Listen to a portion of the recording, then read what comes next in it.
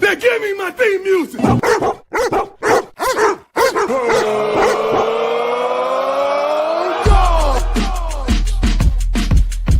Another Zach Nim production, Jones. Mr. Fingaz.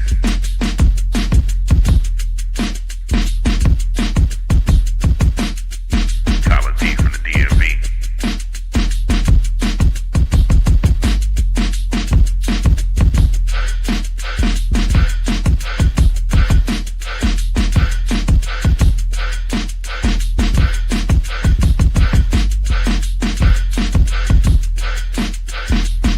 Go Dogs.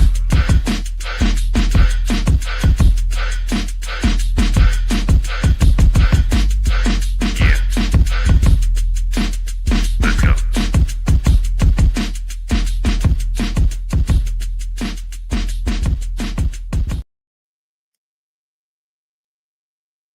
Good evening, ladies and gentlemen, boys and girls. What it is, what it T apostrophe I is. How's everybody doing this evening? It is Monday, November 24th, 2025, and we are back.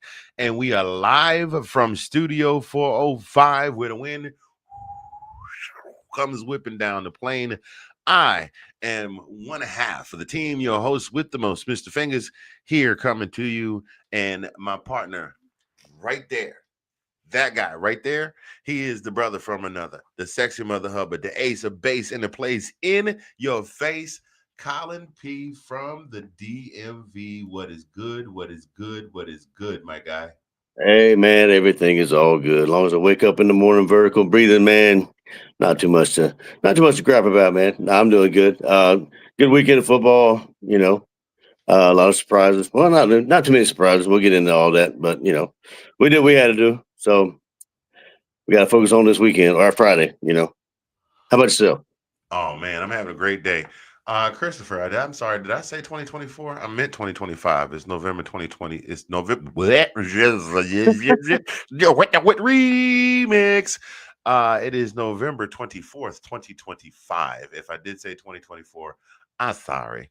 Anyway, yeah, man, it was a good weekend. Got to sit down and watch some football. I'm glad football is back on YouTube TV for the second week in a row. I turned my TV on every week. I'm like, please be there, please be there, please be there, please be there. So we got some folks in the comments already. They're already giving us some love here. Bang, there they are. Bow, there they are. Pow, there they are. Bang, there they are. All right. We appreciate y'all stopping through to check us out. We talk University of Georgia football and all the way around the finest conference in all of Division I football, the Southeastern Conference. And we love talking about those junkyard dogs from Clark County, Georgia. And if you haven't heard, there was a game that went on this weekend down there. And oh, by the way, in case you haven't done it yet, ring the bell. I gotta stop that. I keep doing the people's eyebrow. I started to say people's elbow. I can't do the people's elbow with the eyebrow. There's a reason. I was a pre-med major when I was in school. There's a reason why I'm not a doctor. I can't tell an eyebrow from an elbow. I'm trying to do the people's eyebrow and ring the bell at the same time. Anyway, y'all know how we do, man. We're here to talk some Georgia football, and we're about to get into it right about now. All I can tell y'all is that it's about to go down.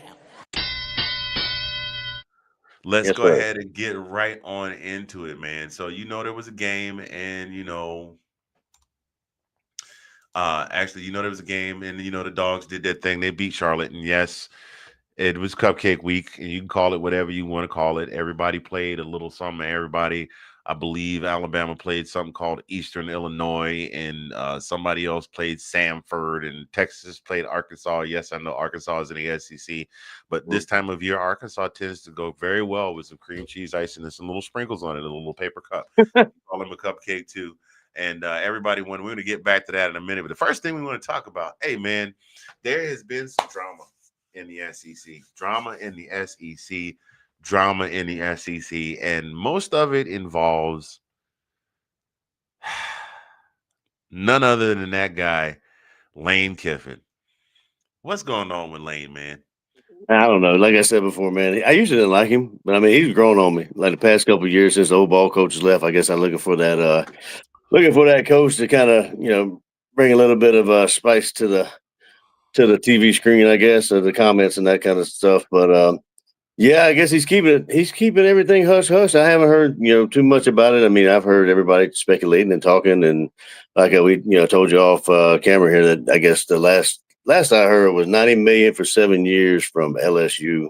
But then again, you hear people, saying they saw him at Gainesville. They seen the Gainesville, here and there and everywhere. And surprised I haven't heard of the flight logs that they had for for him, going where he's going.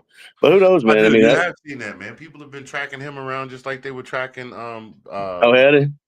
Yeah, they were tracking him around just like they would. Remember when Lincoln Riley, when it was, is he going Right, to stay right. at Oklahoma? Is he not? And the private jet is leaving here and going there. And I want to know who the hell is giving out. What I want to know is, um, they're not supposed to be giving out flight logs. So who's tracking these planes is what I want to know. Where are they getting this information from?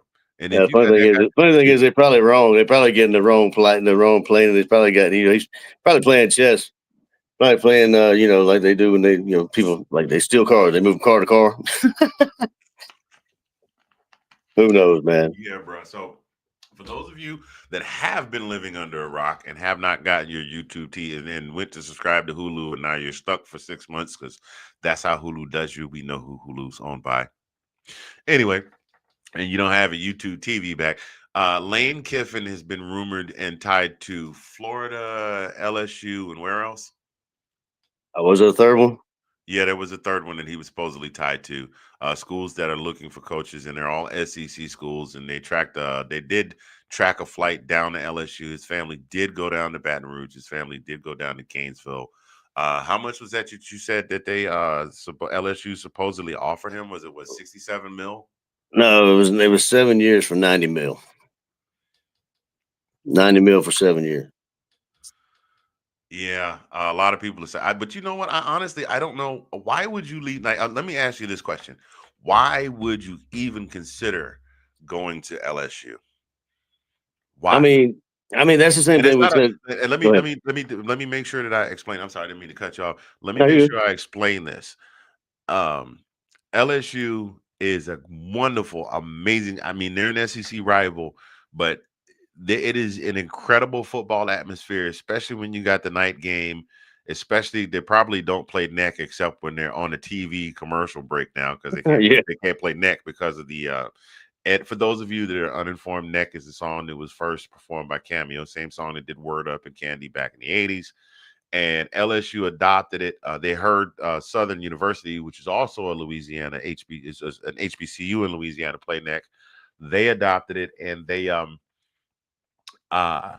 changed the lyrics. The lyrics actually go, hey yo, you're talking out the side of your neck," and they changed it to something else that had something to do with you know um, yeah, tigers and stuff like yeah, that. Anyway, so they were banned from ever playing it while they're live on TV. And of course, OBJ went down there and paid him.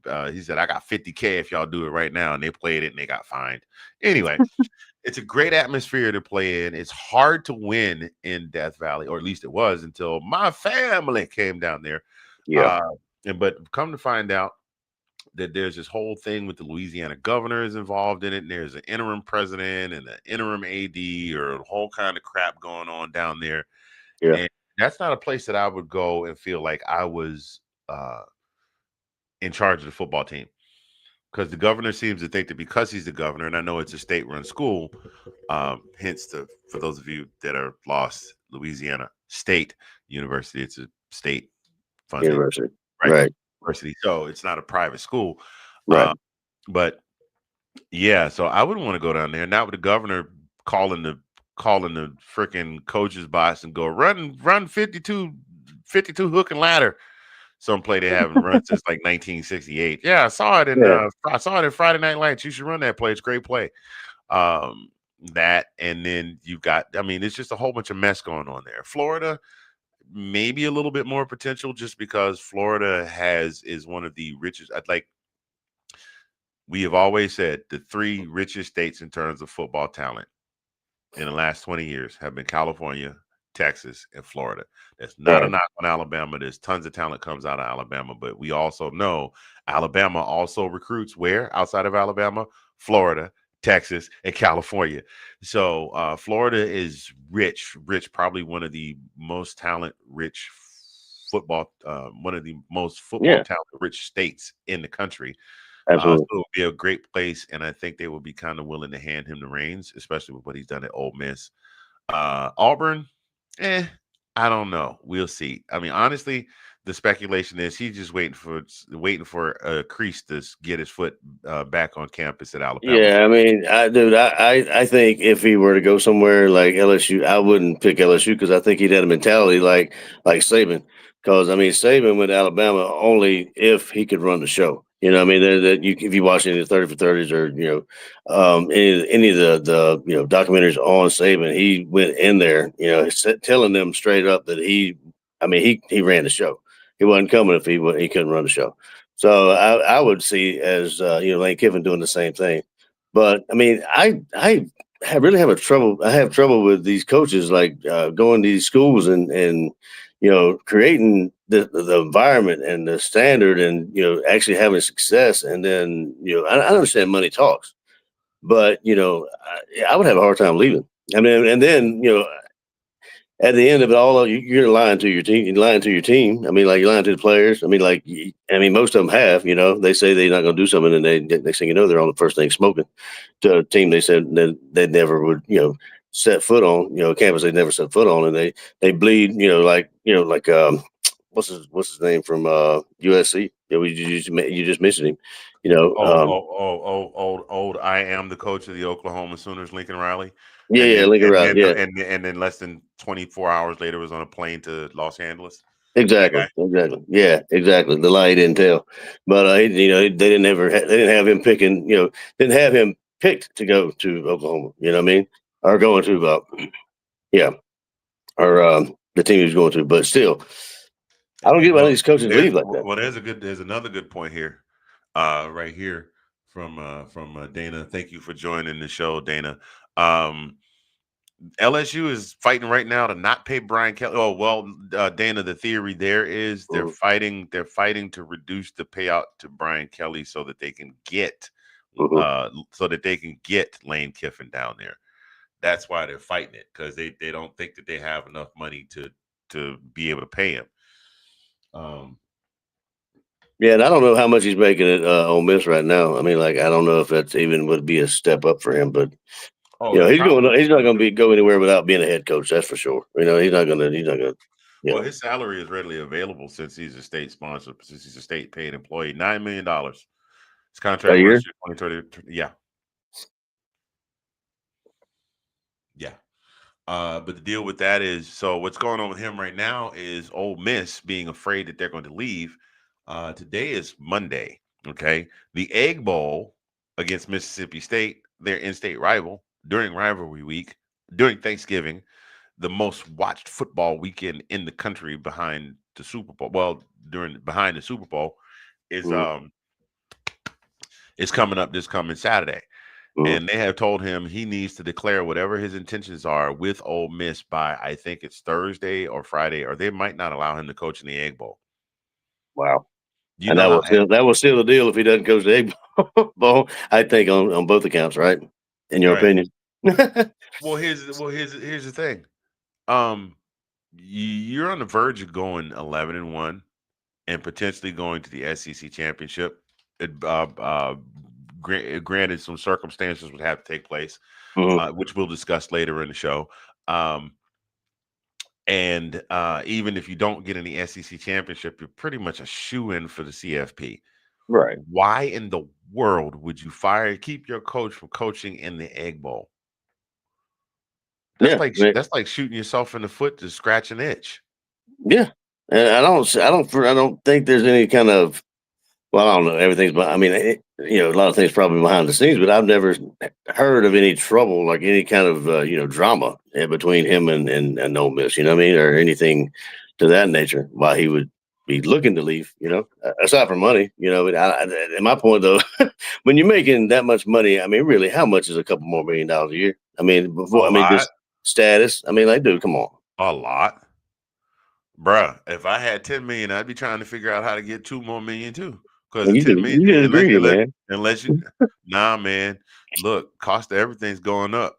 3-4 years ago, I could go buy myself a New York strip in the grocery store for about a good $9-10. Now it's about $82.76 plus a skin sample. I'm True. just saying. Just saying. I mean, like, yeah, you only get half that anyway because they gonna take half of it for taxes. But I mean, I get it. But still, Depends on where you live and how the state tax runs. If you live in Texas, if you're in California, you are Tennessee. I'm sorry, you live in Tennessee, ain't no state tax, and I don't think there's any in Texas either. none in Florida. If you live in California, you got to make you need them extra couple because they're gonna take that. You see what happened to Nico? Oh yeah, I still don't understand that move. I don't understand that move at all. He let somebody him and his brother. Listen. He's 18, 19. He's 19, somewhere between. I forgot how old he is. Nico is like what 2021. At that age, they're not thinking. You got people in his head going, "Man, you better than what's the boy's name? You better than Julian saying. You better than Carson Beck. You better than Gunnar Stockton. You better than Arch Manning. You can get more money if you go to California and you should get more money." And then Tennessee said, "What did they give him? They gave him the they gave him the office appropriate answer, the office appropriate version of FAFO. Feel free to test that assumption at your earliest convenience." And they sent him on his way. You heard what Biggie said though? More money, more problem. Yeah, we found that out. We definitely found that out. Yeah, and Dana is hitting all the talking points tonight. She's right. He'll go wherever somebody's looking to pay him some more money. Oh, absolutely. Oh man, by the by, if you guys do not listen to or watch SEC Shorts, you need to go check out today's episode. It is all about Lane Kiffin. So will he, won't he, where will he wind up? That is the big question with Lane Kiffin going on this week. We'll keep you posted as that goes along. More than likely will be a Car Chronicles bit. You guys can see those here in the shorts section of this YouTube page for those of you that are watching. Again, we're going to keep this thing moving on to our very next segment here. The dogs, as we said, dogs take on Charlotte. Yeah, it's a cupcake team, but they ran the table with them. They wound up winning by a score of 35-3 at home. Just scrubbed them. I mean, it was to be expected. This is one thing I don't like about SEC schedules. You get the warm-up games in the beginning of the season. Mm-hmm.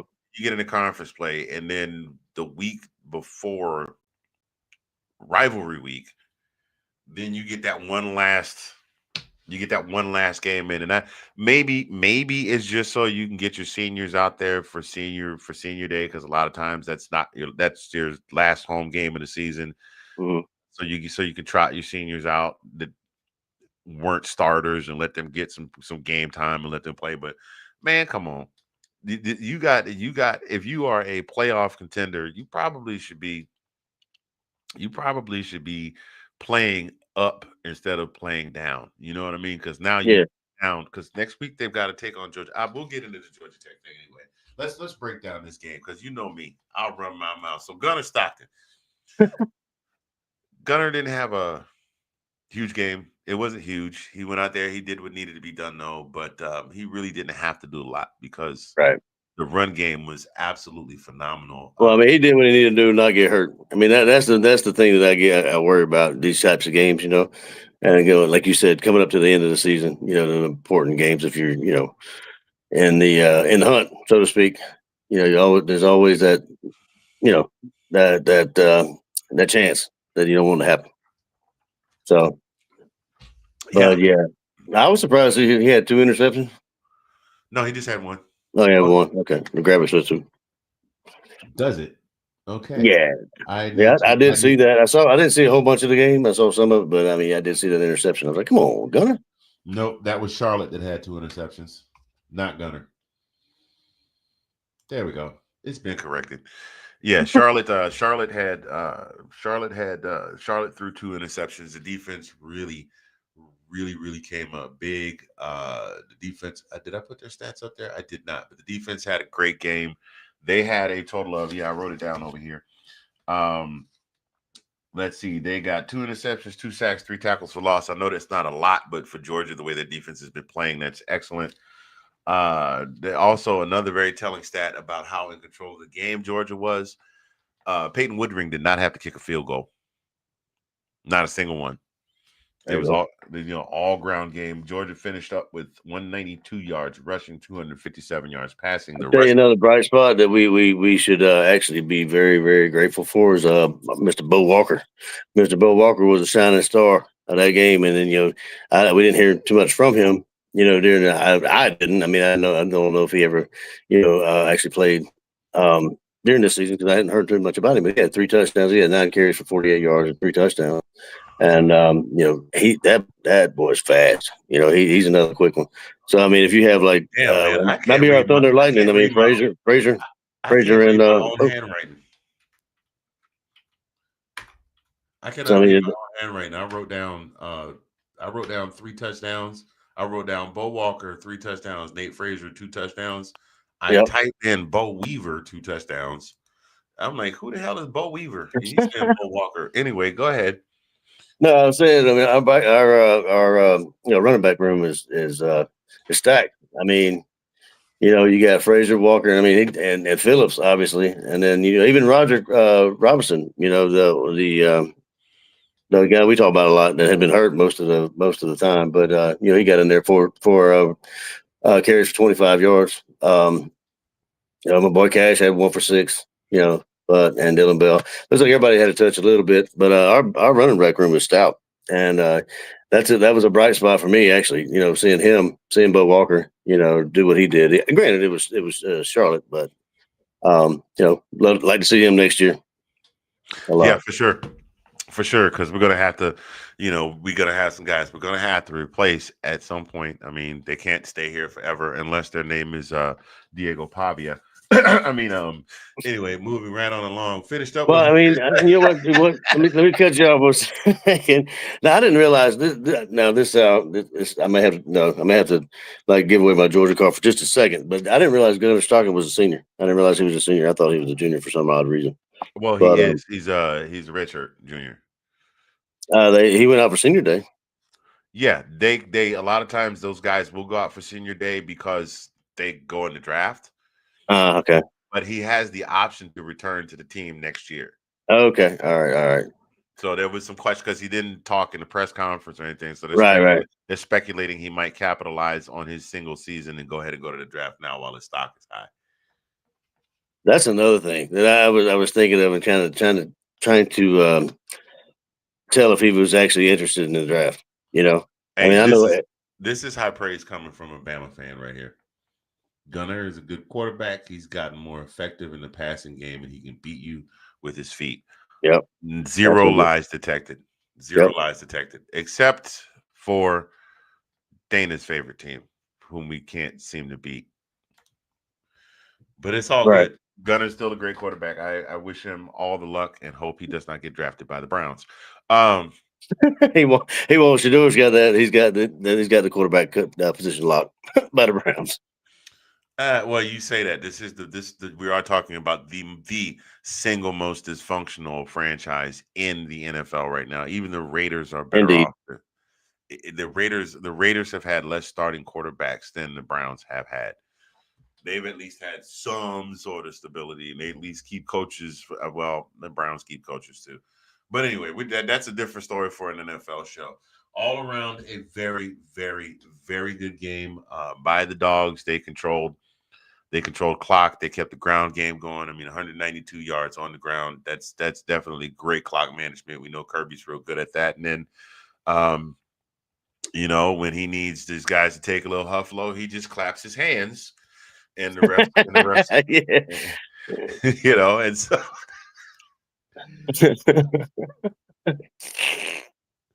Sorry, I had to do it. Is that how you clap? I thought that was how everybody clapped like that. Oh yeah, you ain't never heard the call? Why? That's how they clap. That's just like that. It's like anyway. The Dogs have great clock management and keep away from Charlotte for 4 solid quarters of football. No major injuries that we know of. No word on whether Allen was back on the field today. He was hurt last week against who did we play last week? Last week against Texas. But hopefully he will be back in time.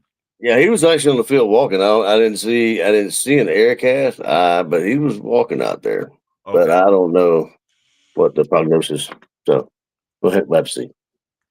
Yeah, but overall, Georgia comes out, plays an excellent game in a lead up to just basically a warm-up game to get ready for Georgia Tech next week, who despite their couple of losses still right now are 8-2, and we will be facing them next week in the Georgia Dome. For those of you that are just tuning in, if you're watching live, if you happen to be catching us right in the middle of the video, if you're just getting started with the video, in which case you will run into this point in the video at about the 27-minute and 44-second mark. Welcome to This Week in UGA Football. Mr. Fingaz here, Collin P from the DMV there. We're talking Georgia football. But right now, Collin and I are going to take a quick break. Don't go far. We will be right back, and we're going to talk some more about we're going to wrap up this Georgia-Charlotte game and get into the upcoming Georgia Tech matchup. Good, clean old fashioned hate that is going to take place next week at Mercedes-Benz Stadium. Don't go anywhere. We'll be right back.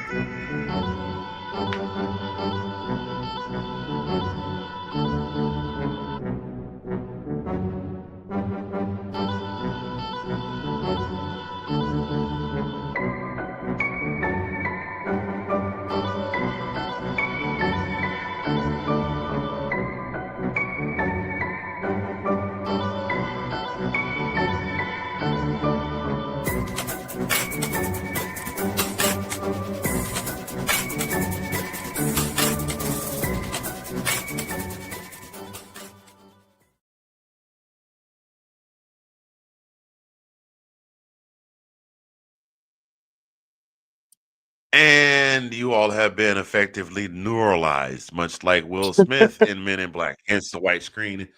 These are not the droids you're looking for. Welcome back to This Week in UGA Football. Mr. Fingaz, Collin P from the DMV. So, dude, I mean, is there anything that you can really say that you can take away from this game that was not good? Charlotte? No. I mean, we what is good is we got to see a little bit of Puglisi. He's going to be probably unless somebody else wins the job, he's going to be the heir apparent or successor to Gunner. So it was good to see him get in there for just a little time. I didn't see anything. I mean, other than Gunner throwing that pick, and my main thing is like these games, just stay away from the injury bug, man. Just stay away from that.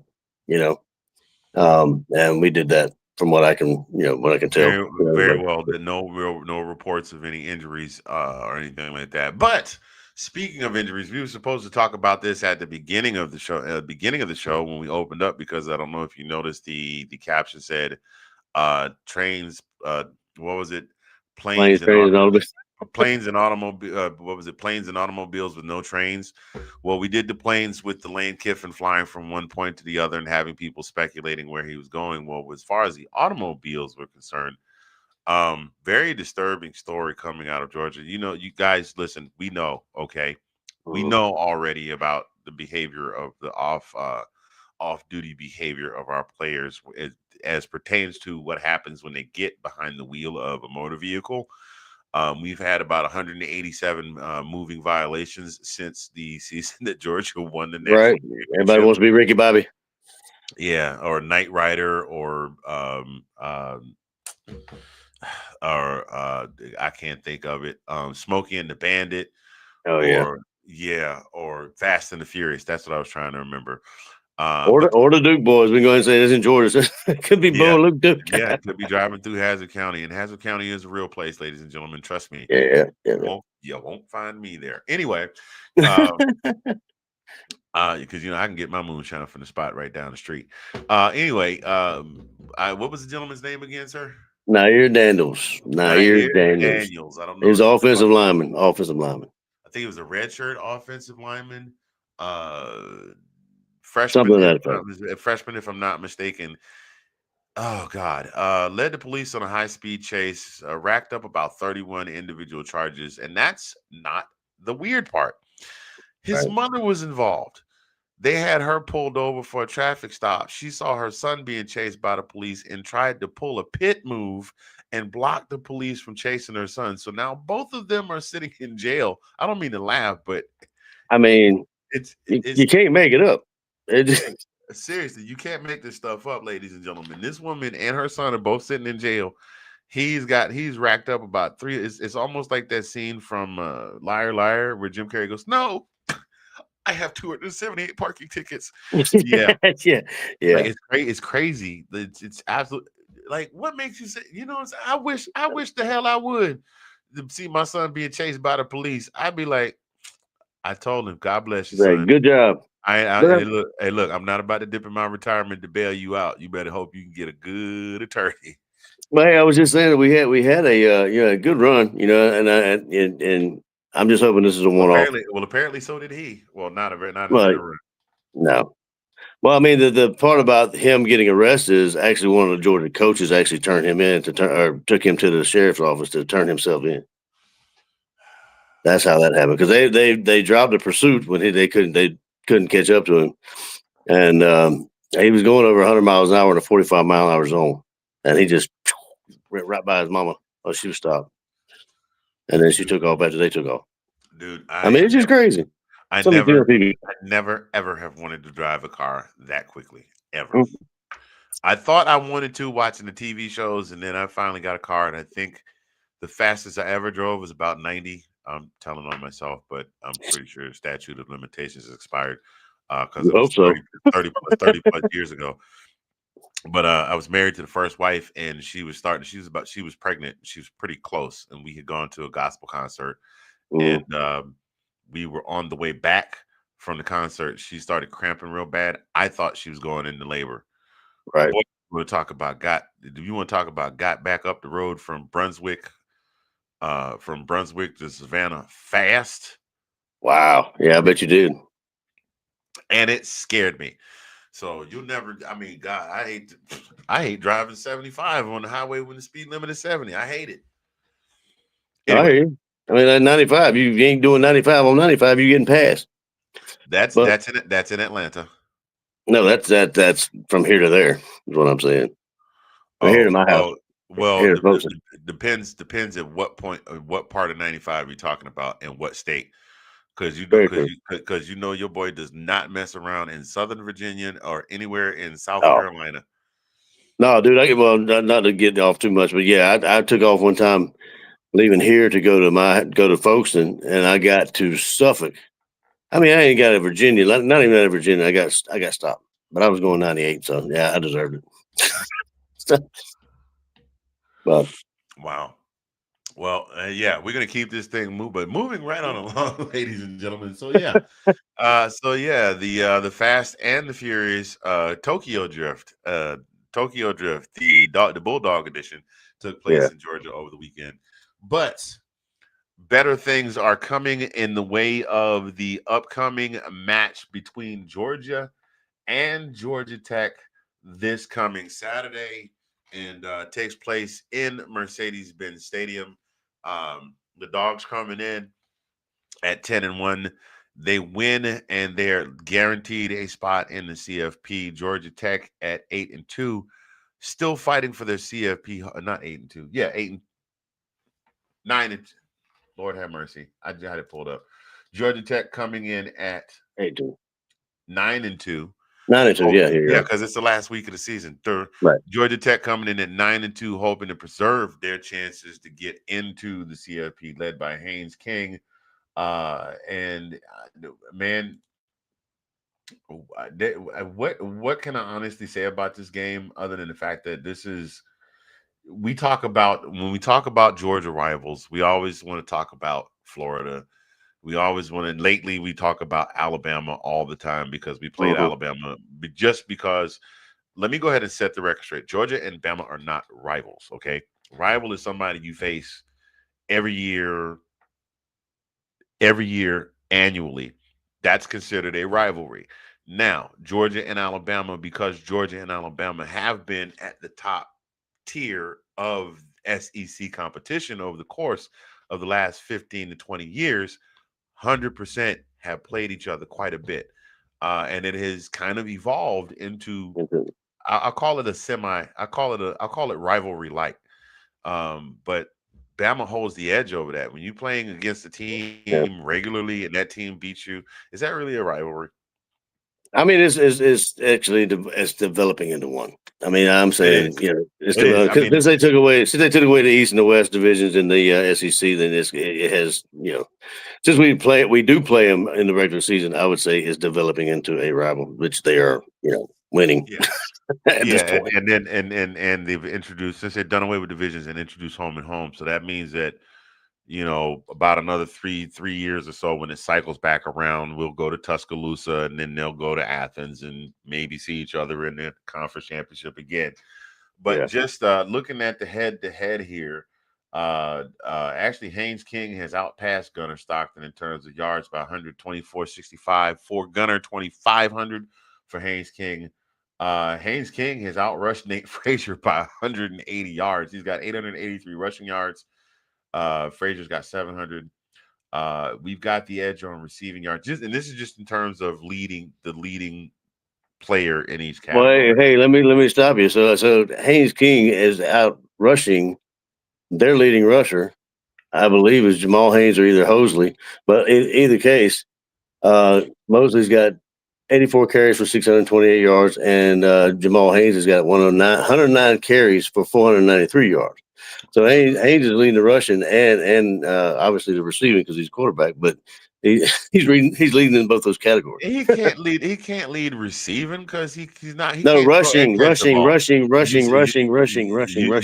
You said rushing and receiving, obviously. Well, I'm saying the pass yards. I meant that. Got you. Okay, there we go. I'm with you now. Yeah, I can't. I mean, he probably passed the ball to himself. Is he throwing it and catching it? But he's got. But you on this? Nate Frazier's a bad dude. Nate only has 5 touchdowns. Haynes King has 15, with only 40 more carries, and 180, 160, 107. No, 182 more yards rushing. That's insanity.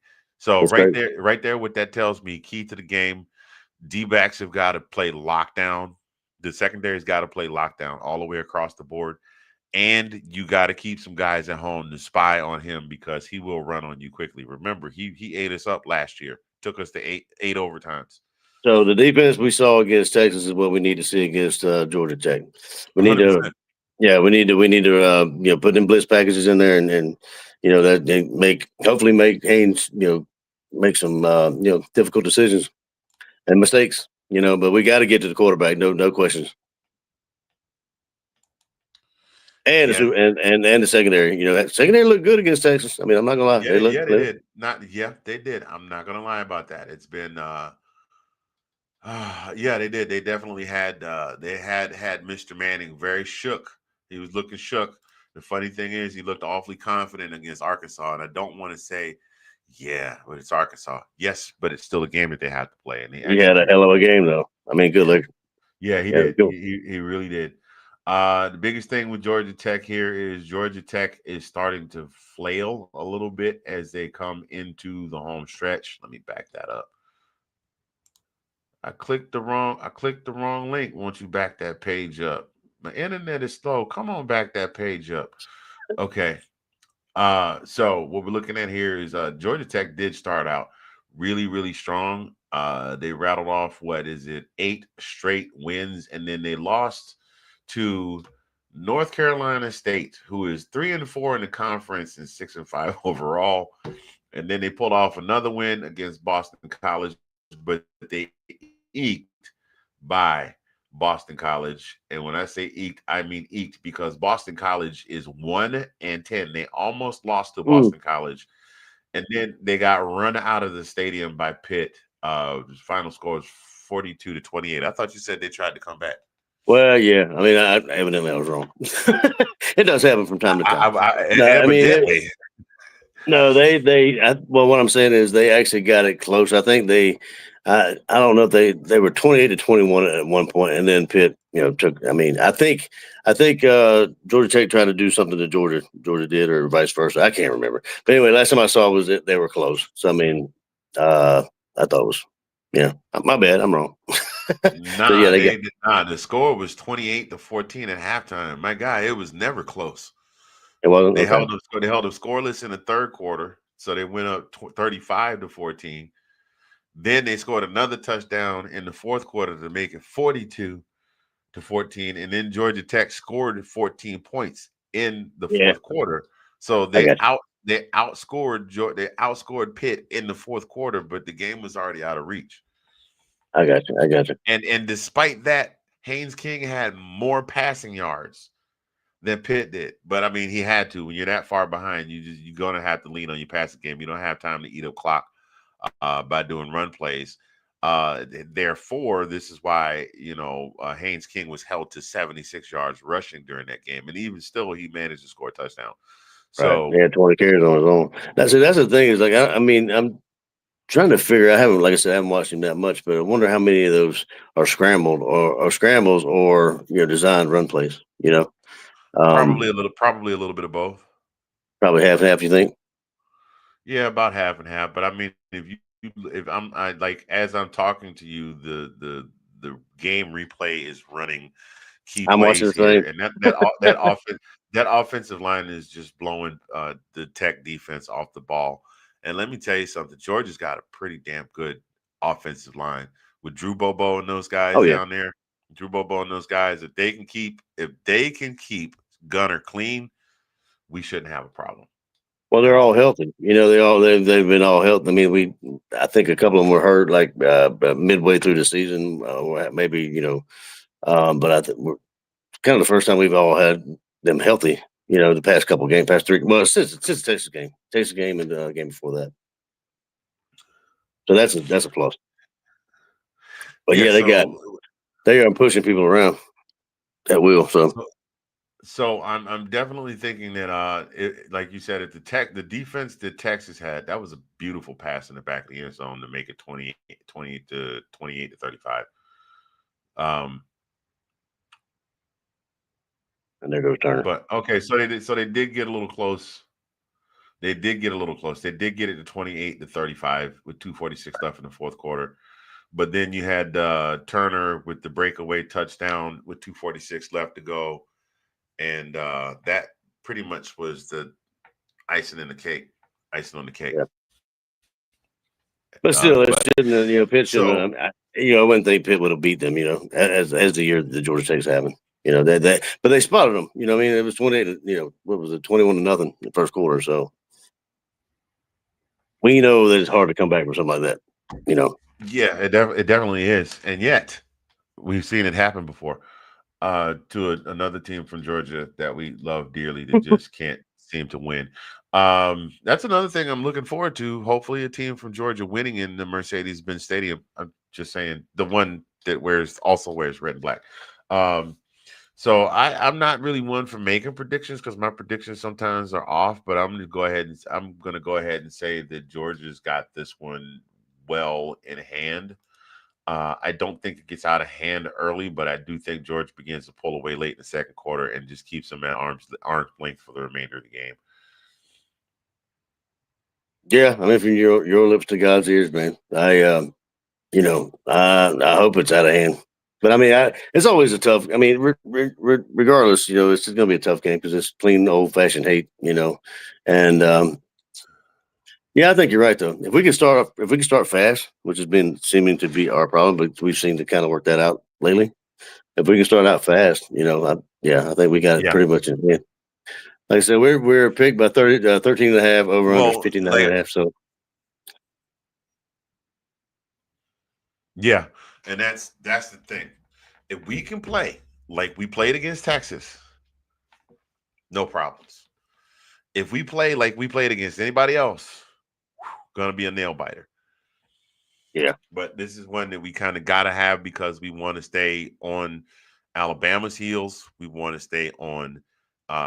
We want to stay on Texas A&M's heels because one of them may lose on Saturday, and we got to keep that thing close. Speaking of, that brings us to, we're just going to move right into our next segment. We kind of talked around.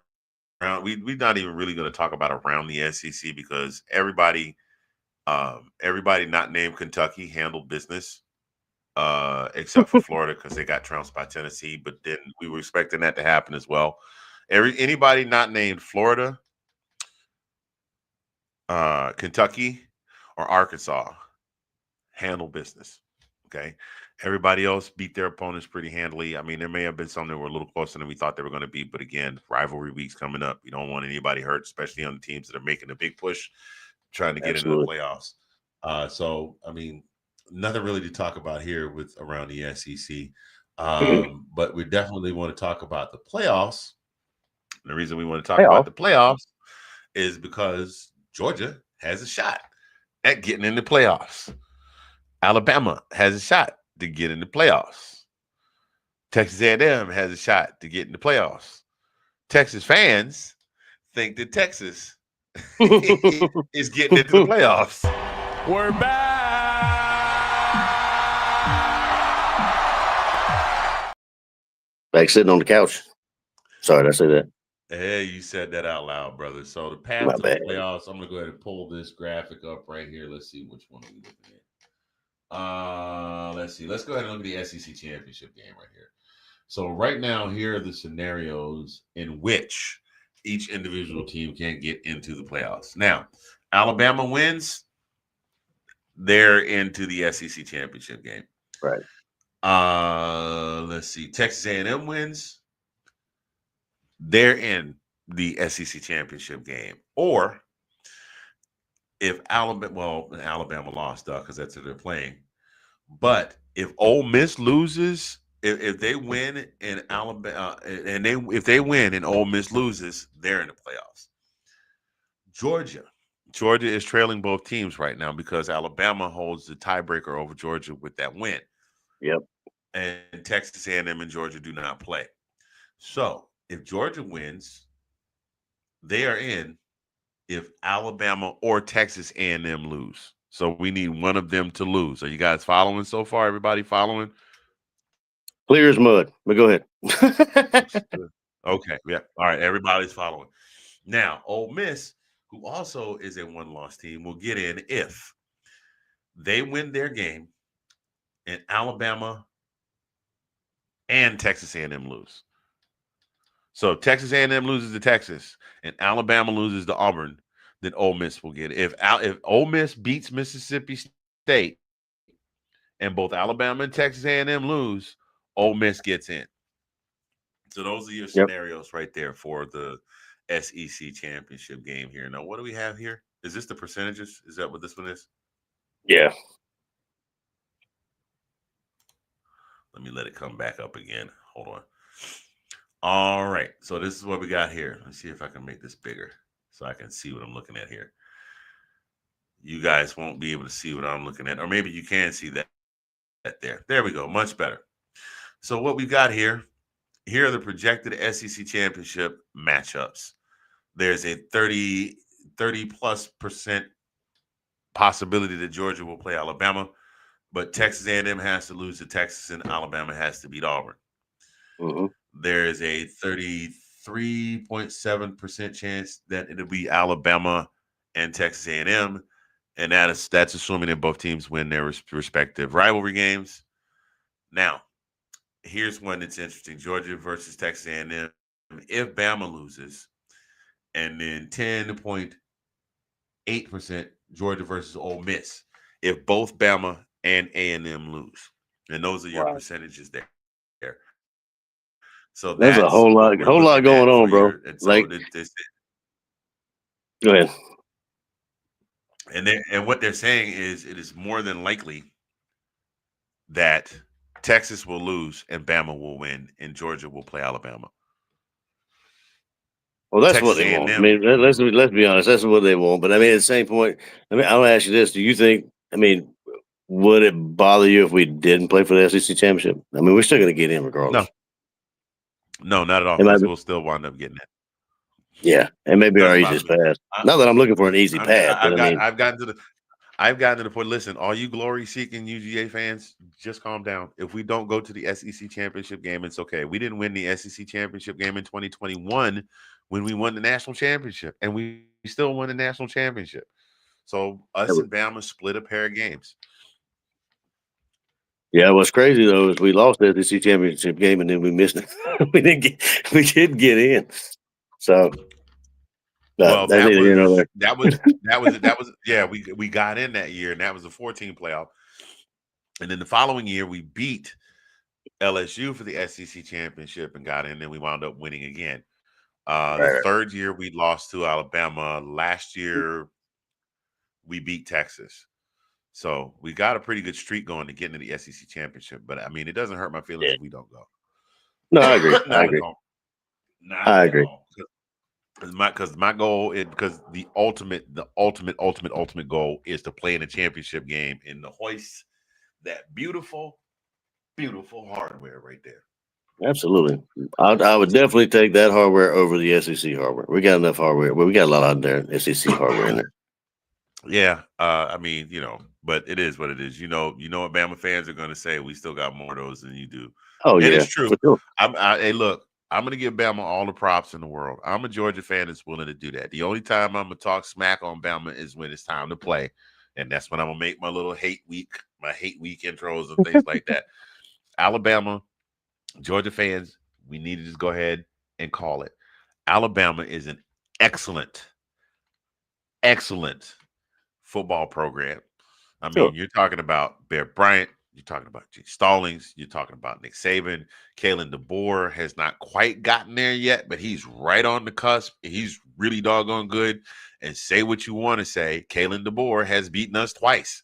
And he was a new coach. Remember when Nick Saban left and people said, oh, they doesn't have Nick Saban to save him now. We got 2 losses against Kalen DeBoer. Just saying. Alabama is an excellent college program. And they didn't even make the playoffs last year because they had the 3 losses, but they still beat us. And I'll then tell they you turned what, around and beat us again. grinds my gears. If Oklahoma can beat them and Michigan can beat them, why can't we beat them? Grinds my gears.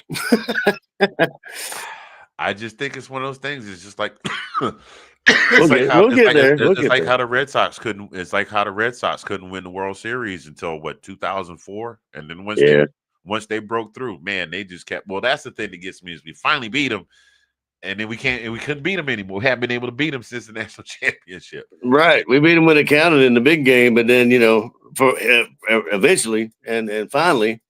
And then we come back and we may have the formula. No, we ain't got the formula. They changed that. They changed the recipe. Yeah, they now it's only nine herbs and spices. Right. Yes, we know. Anyway. Yes, Dana, we know. We give credit where credit's due, man. Hey, come on, man. We know. Now me and that guy right there, we always gonna call it like we see it. Alabama has bested Georgia, and if you just go back to Mark Richt, I'm not talking about going all the way back to Vince Dooley because it gets sadder the farther you go. The win losses get well, I sadder mean, the farther you go back. when it goes to Rick, you just change it. Just change it to from Alabama to Florida. So God. Well, they had old ball coach at Florida back then though too, and that was Rick's kryptonite. He couldn't beat old ball coach, and he couldn't beat Nick Saban. He could beat everybody else, but them two. There's something about them two. He just couldn't get over that hump. He beat everybody else. He beat Auburn and Tennessee and Ole Miss and Mississippi State and Vanderbilt and and just couldn't beat that old ball coach. And he could not beat Nick Saban. But you know what? Georgia fans still love him. So man. We're going to take a real quick break. Then we'll wrap things up here. But like we said, Georgia taking on the Yellow Jackets. I'm going to go ahead with, I'm going to say it's going to be a 15-point win. I just don't know how it's going to be. It could be 15-0. It could be 33-18. It could be whatever. But I think Georgia's going to win this one by double digits. That's where I like to go with that now. I don't even like to give score predicts. So, having said that, those of you that are watching, we appreciate you very much. Please hang tight and stand by for more after these words from our friends.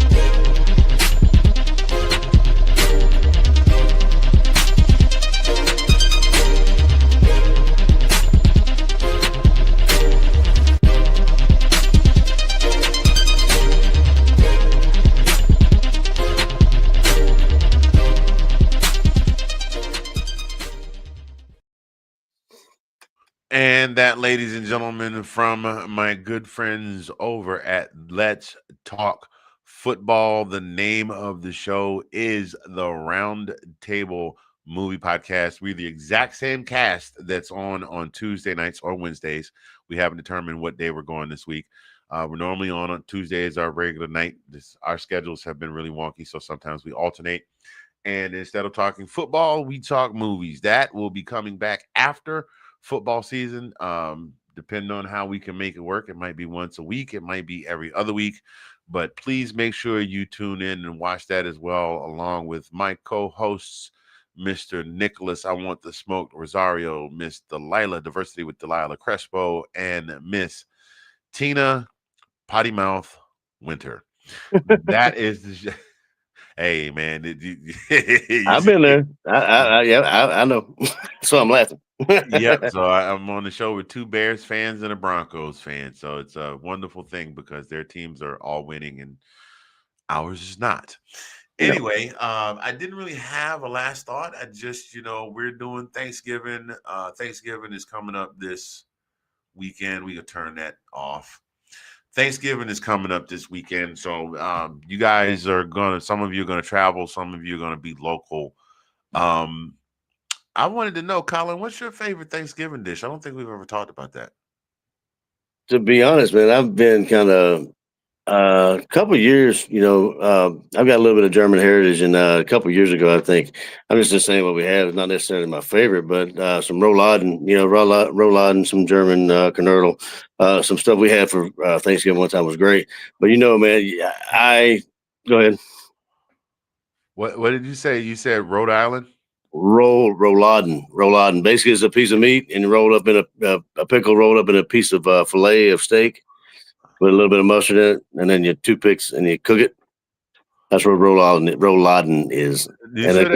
That sounds like the Disney movie about the blue man that comes out the lamp when you rub it. That's Aladdin. That's what you said, isn't it? No, I said rouladen. R-O. I don't know how you spell it because it's German. I have no idea. And plus, I'm from Georgia. We got, the spelling and math and that. You know what I'm saying? But anyway, where I was going is what your question was. He said R.O. Laden. R.O. Laden, yeah. What did Bernie Mac say? Versace. You can't spell Versace. F-O, Sachi. You can't spell Versace. But yeah, Rouladen. R.O. Rouladen. I don't know. It's spelled how it's said. How it sounds. It's just like Robin Harris back in the day. He said Michael and Leon.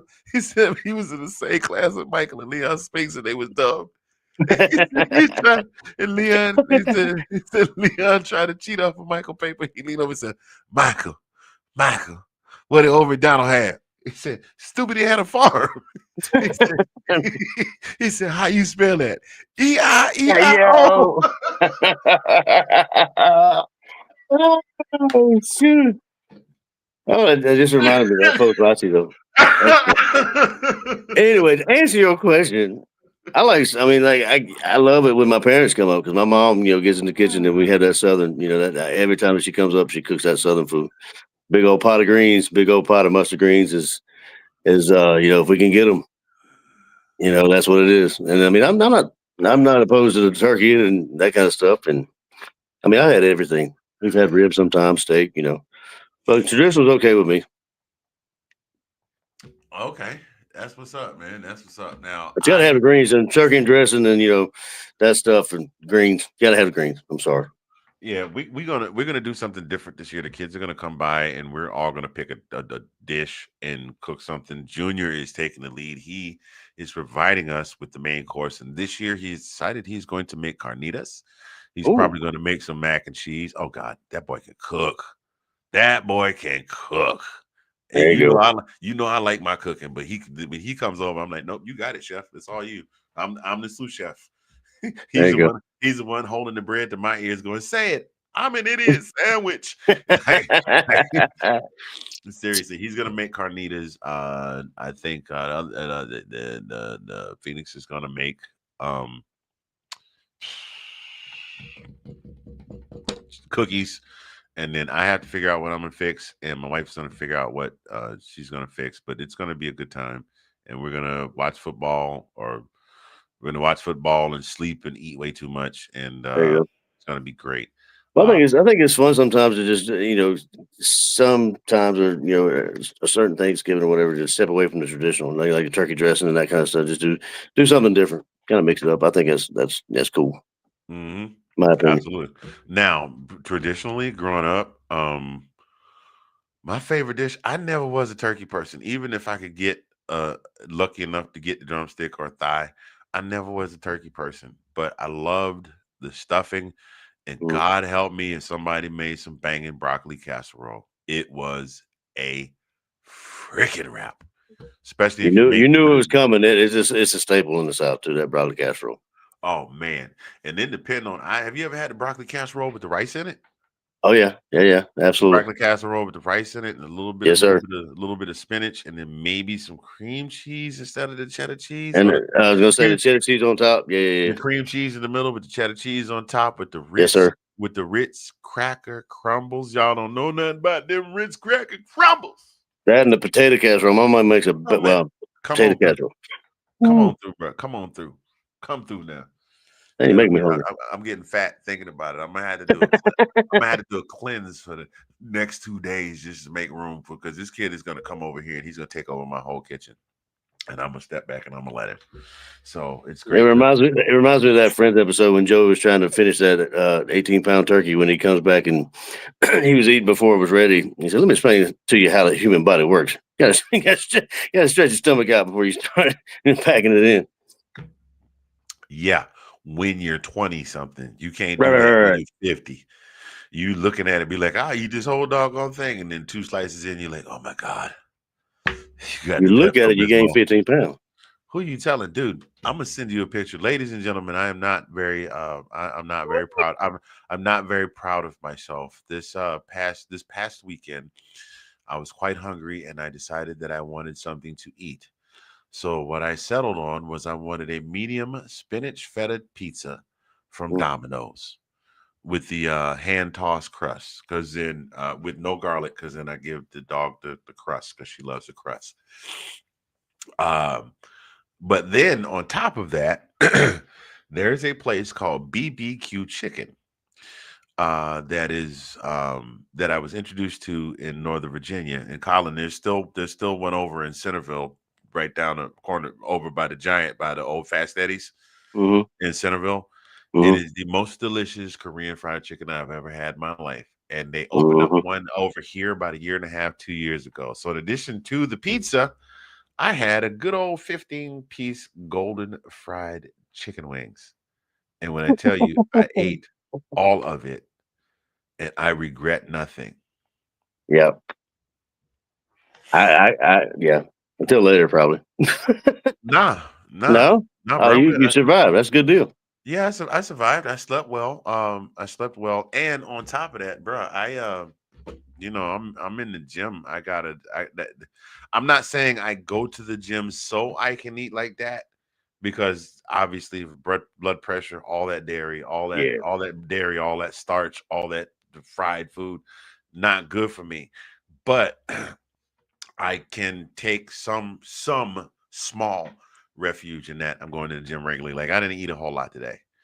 I didn't eat a whole lot today. I would probably have a little something just to top me off before I go to bed, yeah. and that's about it. But yeah, so Thanksgiving, man. Anyway, just to not go off for another 20 minutes talking about food, because Collin and I both like to eat. Just so you know, when Collin and I met each other, we were collectively about 60 pounds lighter collectively. Oh, of course, yeah. Well, yeah, a lot thinner than I was is now. I'm thinner than I am now for sure. Yeah, Yeah, I might have been 230. I'm at 250 now, and that's coming down from 280. So coming down from 280. Actually, bro, I keep flirting with 250, but I can never get under it. I get down to 250, and then I think what it is in my mind, I relax a little bit and I start eating sloppy, and then maybe I'm not working out as hard. And I'm like, when did I get back up to 260? So then I work out again. It's like this cycle, this endless I go cycle. the other way. I get real close to 200, but I never touch 200. So I mean, I'm in between 190 and 199. Yeah, so I'm just trying to get, if I can get to 240, oh God, you won't be able to tell me nothing if I get to 230. It's gonna be a wrap. It's I gonna hear be a that. wrap. I haven't been 230 in a long time. That was when I was climbing up to pushing towards 300. Anyway, we're getting sidetracked. Ladies and gentlemen, boys and girls, if you all are traveling this Thanksgiving, or if you're just staying local, please be safe. Please enjoy yourselves, and most of all, take advantage of the time that you have with your family. Um, Sure. a lot of us are getting into that age where we're watching our parents and we're looking at them and we're realizing that they have aged and we need to cherish every moment we have with them. And then we're watching our children get older and things of that nature. And the way things have been as of late, as far as people in health crises and things in their health, you never know. You could talk to somebody one day and wake up the next day to find that they're gone. So Yeah. please make sure that you enjoy the time with your And family. don't take down and don't forget about think about yourself. Yeah, definitely think about yourself too, but take that time for your loved ones and the people that you love, and just make sure that you enjoy yourself and try not to worry about what's going on outside your four walls for a few days, because it's going to be right there when you get done with Oh, for the sure. turkey. When you take your plate that you packed with way too much food that you're trying to sneak out to the car so nobody will steal it, and when you leave the house, all of that will be right out there. So enjoy your Thanksgiving weekend, and please be safe traveling. Agreed. And Collin, I don't know, sir, but I think that about does it for this week's episode, man. That about does it for this week's episode. So, I mean, Agreed. I appreciate you, brother. We Yeah. get into the holidays, and I can't believe that the season is pushing towards the end. We only got a few short weeks, but I mean, dude, we're gonna blink, and we're gonna be looking at the national championship. So, I'm hopefully Georgia will be in it. But I mean, it seemed like the season just started, and now we're getting ready to play the last game of the season. Dude, that's how it always. I mean, that seems like how it always. Football season starts, and then before you know it's over. I mean, like these 10, 12 weeks or what have you. It just seems to fly right on by. Yeah, it does. It absolutely does. But I appreciate you, sir, and I love you to death, man. And y'all have a very good and happy Thanksgiving. Don't eat too much. Have you, bruh, have you met me? Of course, but have a good nap. Let's put it that way. Don't eat too much, but have a good nap. Dude, you know I'm going to. They'll be looking for me. I'll be in the room, sleep in the chair beside. I won't even be in the bed. I fall asleep in the chair before I get in the bed. It's crazy. Anyway, y'all, we appreciate y'all tuning in to this week's edition of This Week in UGA Football. Of course, we will have the little mini reports as the week goes on and into the weekend. Enjoy the food, enjoy your family, enjoy your games, enjoy your weekend. We will see you again collectively as a duo next Monday. Until Yeah. then, y'all be good and go Dogs. Go Dogs.